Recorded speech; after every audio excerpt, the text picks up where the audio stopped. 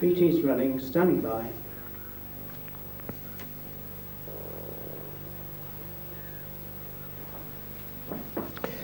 We're in Brockwood Park in Hampshire at the school and centre founded by a figure who has been called a philosopher, a sage, a guru, a holy man, and who rejects all these titles.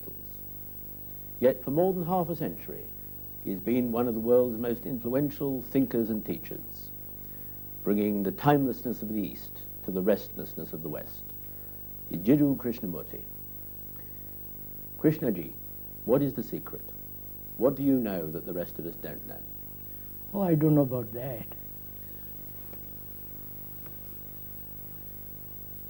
But you must know something in that, look at you, serene, realized, content, with no conflict. No. How have you managed it? What is it? I've never had conflict in my life. No conflict? At all. It must be almost unique among human beings, Yeah. that's so. It's not because of circumstances. It's not because I was protected. It was not because of any outside influence that kept me safe. But I think it was a realization that conflict destroys not only the mind, but the whole sensitivity of awareness. So, I've never had conflict. It would seem quite natural to me. It wasn't an effort not to be in conflict. Well, for most of us, it is an effort. So how can we conquer it? I think it comes really when you have a direct perception of something, that conflict does destroy human dignity, human sense of depth and all the rest of it. And if you have a deep insight into it, it stops immediately, for me. Ah, but what about for us? What Oh about yes, for everybody. For everybody? Then how do we attain that? It's almost like finding nirvana, finding the ultimate goal, isn't it? No, no. The ultimate goal, if you can put it that way, is to find that which is completely sacred, totally uncontaminated by thought. Is thought a contaminant then? Yes. See, that is a very strange concept for most people, isn't it? It's not a concept, it's an actuality. Why do you reduce to a concept? Well, because that is one's way of, our way of thinking. We learn to think that thought itself is the most important and strongest and most powerful means we have. Of course. And is it not so? But thought is very limited. Go on. Why?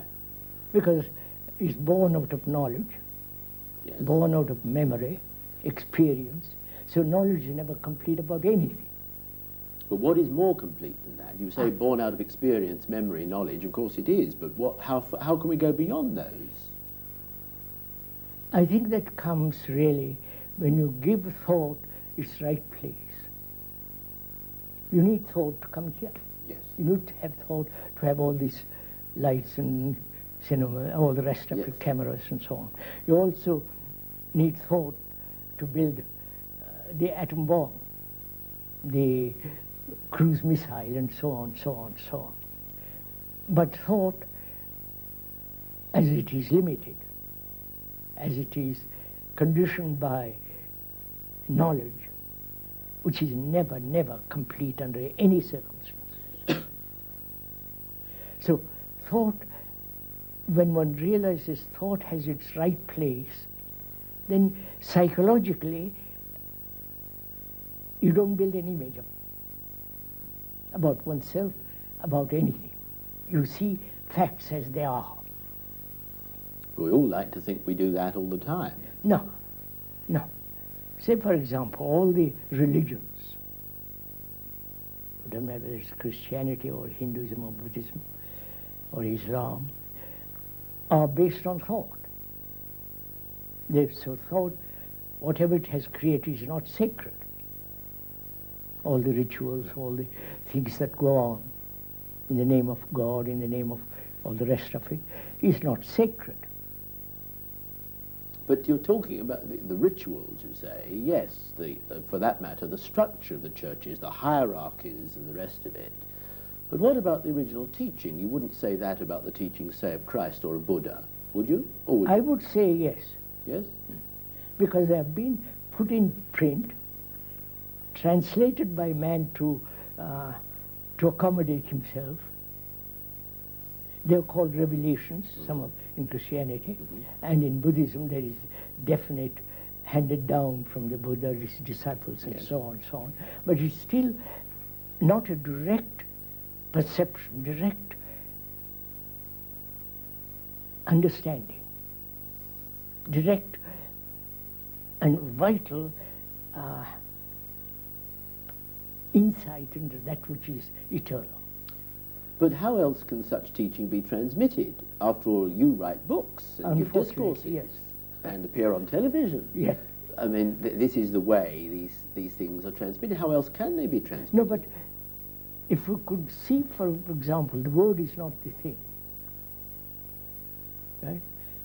The word, the book, whatever is printed is not the real thing. They're only a means of communication by people who have seen something and then want to communicate to others. Surely. And during that communication, it gets twisted. And the person becomes all important, not what he said. Well, that, I think, is what I said a moment ago about the churches. The churches institutionalize the great teacher, the great leader, the great seer, and distort it, as you say. But that, again, doesn't affect the teaching. After all, let us take something we're all familiar with, the Sermon on the Mount. Well, Christ spoke those words, they have been written down, and now we read them for ourselves. Yes, so they're still his words, but are they not?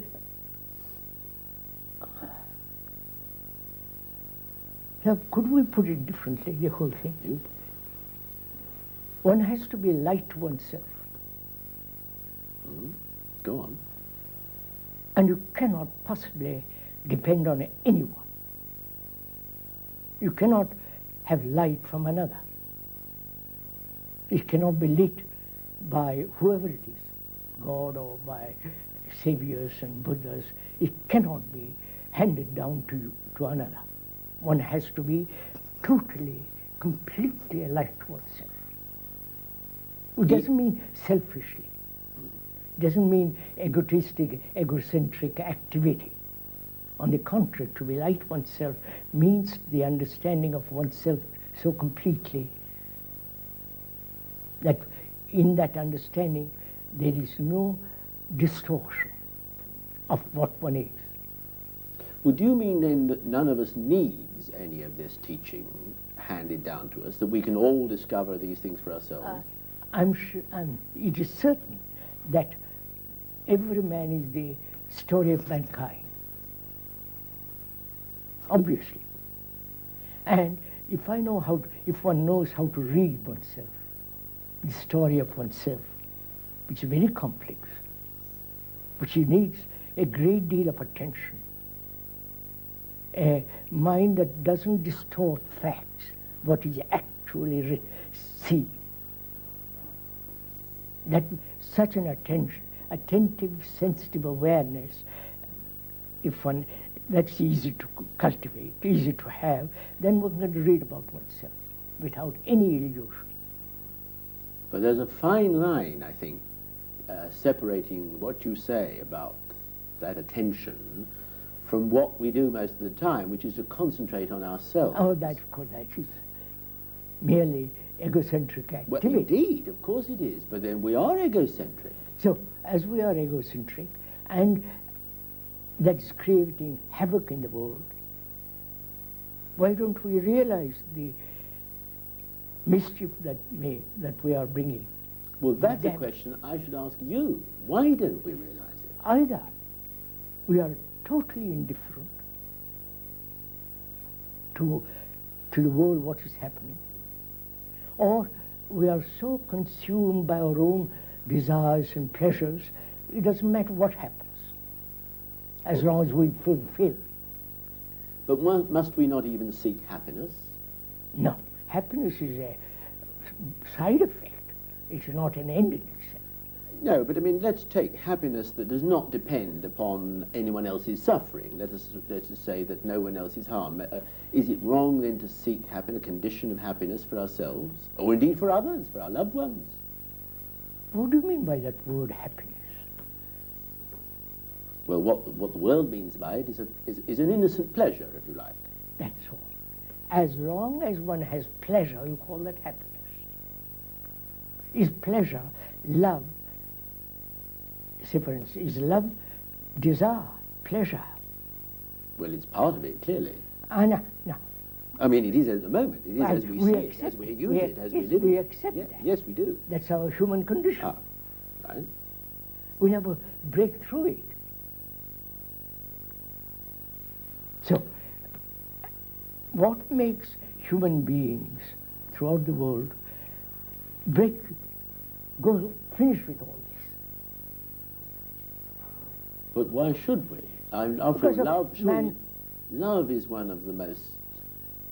Is it not? I mean, I want to know what you think about this. I'm not telling you, but is not love one of the most beneficial aspects of mankind? But it's now identified with desire, with pleasure, sex, fulfillment, a sense of fun, having fun in life. All that's called love. I think that's not love. What is? I think one can come to the realization of really what love and compassion, which is also with it goes intelligence, when we discover what it is not. It's certainly not ambition. What about, I can see, the selfish ambition, the ambition to exert power over people. Power? But what about the ambition to do good, to help people? You do good. You're not ambitious to do good. Then it becomes selfish. It's self-centered activity. You do good, finish. But we live in a world which depends on these things, don't So we? we live in a world that thought has created. Yes. We live in a world where we have given tremendous importance to thought.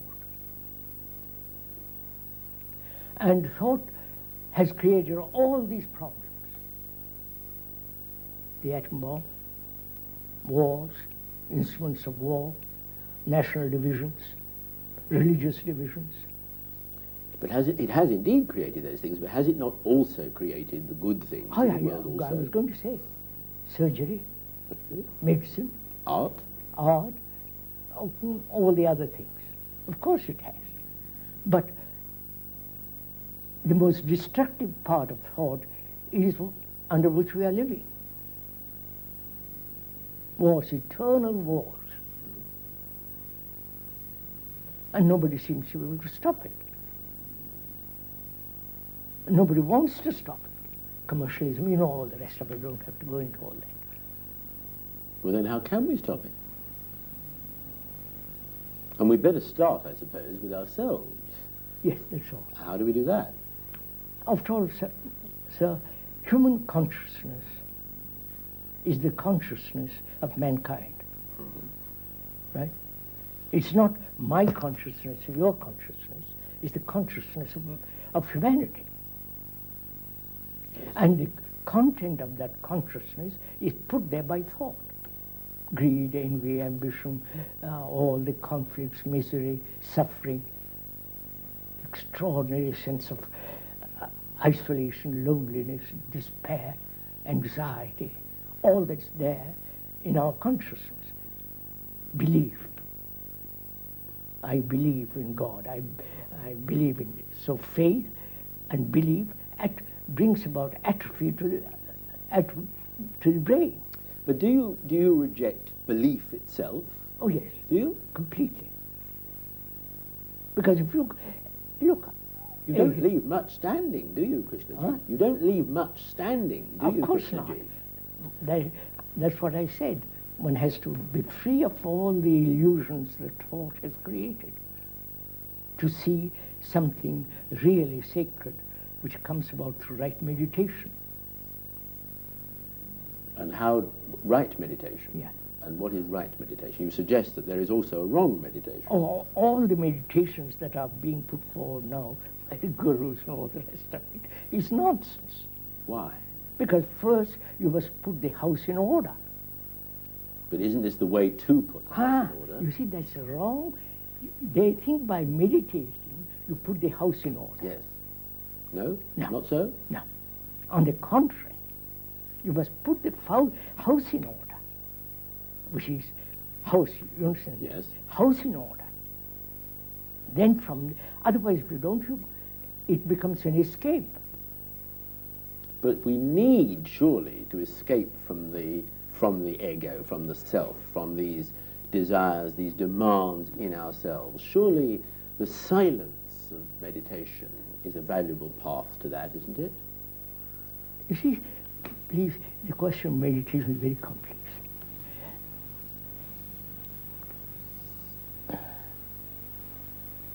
Unless one puts the house in order, which is no fear, the understanding of pleasure, the ending of sorrow, from that arises love, compassion, intelligence. And the process to that, we'll call it process for the moment, is part of meditation. And then to find out whether thought can ever stop, which is time has to have a stop. And then out of that comes the great silence. It's in that silence alone that one can find that which is sacred. Well, but to stop thought is, as far as I'm concerned, I'm sure this is true of most people, the most difficult thing in life is to switch off the mind. I know. This is again rather complex. Who is it that switches off the mind? I suppose what I have to say is it's the mind itself, switching itself off, which I suppose is impossible. Now, when one realizes the observer is the observed, the controller is the controlled, the experiencer is the experienced, when one actually realizes it, not intellectually, verbally, but profoundly, then that very perception stops it. It's like seeing danger. If you see danger, you move away from it. Yes. So if you see the danger, quotes, if you see the danger of conflict, for example, the danger, the psychological danger of a human being who is perpetually in conflict, he may meditate, he may do all kinds of things, conflict will go on. But when he sees the danger of it, like a poison, then you stop it. There's an end of it. But see, from what you say, it seems to me that there is no path to this. Oh, no. Well, how do we get there? I mean, to get somewhere where there is no path seems to me a very difficult idea indeed. Look, these paths have been laid down by thought. Right? There is the whole Hindu idea of paths of which you know, the Buddhist, the Christian. The truth is not a fixed point.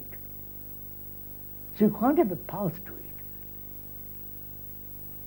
But there must be a path, or there, I hope there's a path, to the ending of conflict of which we're speaking. There is not a path. There is an ending of conflict, sorrow and all that, when one realizes, no, let's put it that way, when there is actual sensitive awareness of what one is, without any distortion, awareness of it, without any choice. Out of that, there's the ending of it, all this mess.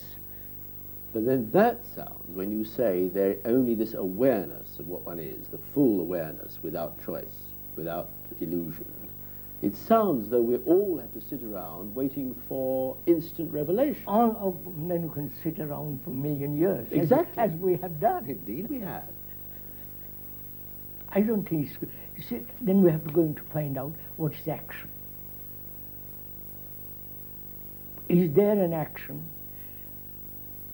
which doesn't create conflict, in which there is no regret, which under all circumstances, whether it's when we live in a poor society or an affluent society, it has action that must be always correct. To find that out, one has to go into the question of what is actual action is now. Is either idealistic action, future, or action based on past memories, which is knowledge, or is there an action independent of the future of time? That's the whole point today.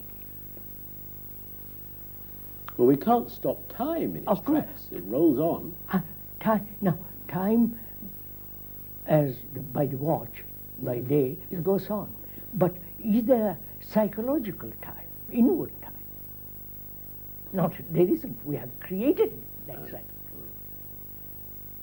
So it seems then that whatever the thing is, it is complete and instantaneous. Yes. It is not something you can build up layer by layer. Absolutely. Illumination is not a gradual process. Yes. Then it is not an illusion. It is not enlightenment. Because you allow time, gradual becoming something. You know, in this context, I would like to ask you this. You have a school here. What do you teach the children? What do you teach the children? If you can't build this up for them, for any of us, old or young, I presume, what do you teach? The academic subjects. Yes, but in these areas. Of course. How? Also point out all this. How to live correctly. What it means. Well, you see, philosophers throughout the ages have discussed that very point, how to live correctly. What is correct living, right living, as Socrates That's called right it? living. And can you teach that? You can point out. You can say, don't be a slave to society, don't be this and that, but you have to show it, point out. It's up to them. But can we live in the real world that we do live in which we have to catch trains and go to offices and buy bread in the Yes, sir, shop? I've done all those. How can we combine all the pressures of the mundane I don't admit around pressure. us? I wouldn't do anything under pressure. You wouldn't. I wish I refuse. No, both intellectually and psychologically, I refuse to be under pressure. I don't mind starving. I don't mind having no job, but I refuse to be put in that position. But you see, this is really what I meant when I said, what is the secret? Because you say you will never be put under pressure. And indeed, I can see and understand that. One only has to look at you or read you or listen to you to know that. But what about the rest of us? How do we get out from under this burden? If we all say we won't be under pressure... We all are under pressure all the time. We won't be. How can we refuse it? I mean, how can we live in the real world? The job is waiting for us. We're going to be late. We've got an appointment. Just me, that brings up whether society can be changed. Well, cannot society be changed? I mean, no, whether society can be changed. Yes. The communists tried it. The socialists are trying it. Various systems are trying to change society. Yes. Now, what is society? It's an abstraction of our personal relationship. Now, if our personal relationship changes radically, society changes. But we are not willing to change. We admit wars, we accept all this terrible state of existence. Yes, we do. We do. How do we stop it? No, revolt against state. But this Not revolt in the sense become a communist, all that kind of stuff. That's psychologically revolt against it. But that presumably must be each individual. This is not something that can be done collectively. No, well, again, what do you mean by individual? Well, we're all independent in separate personalities. Are we? Well, aren't we? I doubt it. Go on. We are not individuals. We are the result of million years of collective experiences, memories, all that. We think we are individuals. We think we are free. We are not. To us, freedom means choice. Choice means confusion. You don't choose if you are clear. You said once, one of your most striking phrases, I remember, that your purpose was to set man free. Yes. Sounds, yes. Well, that's the most important thing in the world, after all. But how do you go about that? How do we set ourselves free? Because presumably we have to set ourselves free, is what you meant. How to show us how we set ourselves. How do we set ourselves free? To be aware of our conditioning. But our condition may be terrible, miserable, wretched. No. What is our conditioning? Well, that varies from individual to individual, surely. I doubt it. No? No. We are conditioned by fear. Yes. Which is common to all mankind. Mm. We are conditioned by our pleasure, which is common to all mankind. We are conditioned by our anxieties, by our loneliness, by our desperate uncertainty. All these are the factors that condition the mind. And can we simply put them aside? No. Who is that? You put a wrong question then. That if one sees there is consequences of all these conditionings, consequences, the pain, all the rest of it, naturally it stops. There is no entity which says, I must stop it. That is intelligence. And then we are free? Now, what do you mean by free? Well, what I mean by it is to be rid of these fears, these anxieties, these impossible desires, yes, vain yearnings. That's right. Now, that is freedom. It certainly seems so to me. Unless there is that freedom, you cannot be like to yourself. Unless there is that freedom, meditation means meaningless. You see, everybody thinks it's the other way around. I know. You reverse this, don't you? That is a fact. You see, we think of the systems, the beliefs, the faith, the work as a means to getting to this state of freedom. You start with the state of freedom. Belief atrophies the brain. If you keep on repeating as they do, your brain is atrophied. Then can we just do it by one great leap into freedom? Yes. That is, to have insight into all this. Instantaneously? Yes. And any of us can do it? Anybody who is attentive, who is inquiring, exploring, trying to understand this terrible confusion of life. At any age? No. You're putting... no, of course, a baby can't do it. No. A child can't do it. But we don't have to spend a lifetime in practicing. Forgotten, of course not. Then death is waiting for you. It's waiting for all of us. For all of us. Thank you very much for somebody.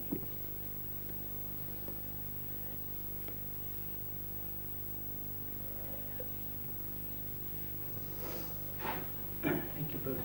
Thank you. Thank you very much.